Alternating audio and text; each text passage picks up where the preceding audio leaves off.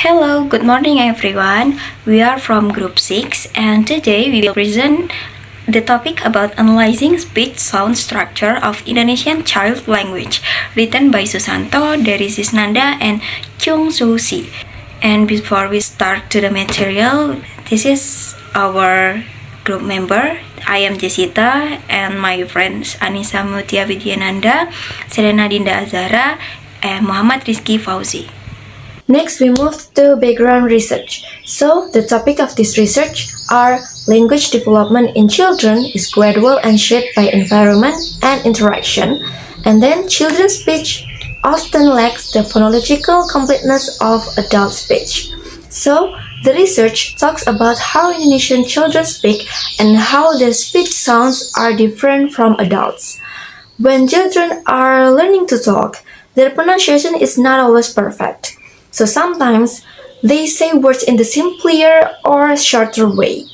For example, instead of saying kepala, which means head, a child might say tepala.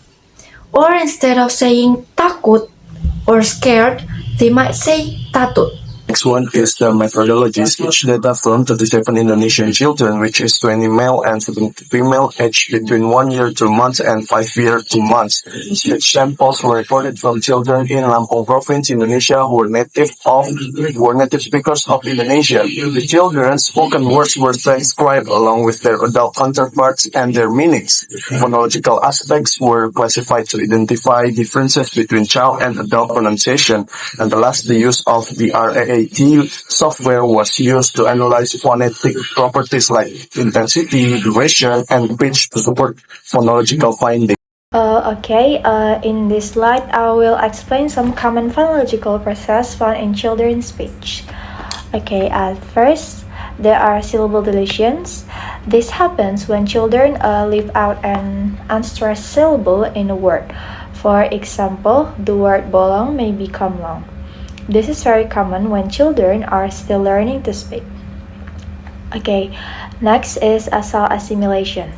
This process happens when a sound becomes nasal because of the nasal sound that follows it. For example, punya may be pronounced as munya by children. Next we have velar fronting. This is when back sounds like K and G are replaced with front sounds like T and D. For example, takut becomes tatut. Children do this because front sounds are easier for them to say. In addition to above phonological process, there are several other phenomena found in children's speech, such as lateral submission. Some spoken words of the children have a lateral approximate consonant like L for flap consonant, R as a explicit in. Usually we can call the children is cedal because the children when say R, they say L like keras to kelas, terbang to terbang, besar to besar, like this. Then next about vowel lowering and raising. In Indonesian has two high vowel like E and U, termine vowel like E, and O, and one low vowel like A. But in Indonesian people usually say mau, they say mau, not U but O. Then mobil, it's not mobile. The vowel O in mau and ikut is a lower than the vowel U. And in mau, the vowel E in mobil is lower than the vowel E in mobil. Vowel position change also common where our vowel are replaced with higher or lower vowel position. The next about pitch harmony.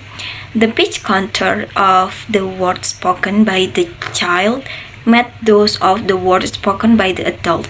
In other words, the children has attention to the sound, prosody, and the input for learning the language. This can be called pitch harmony.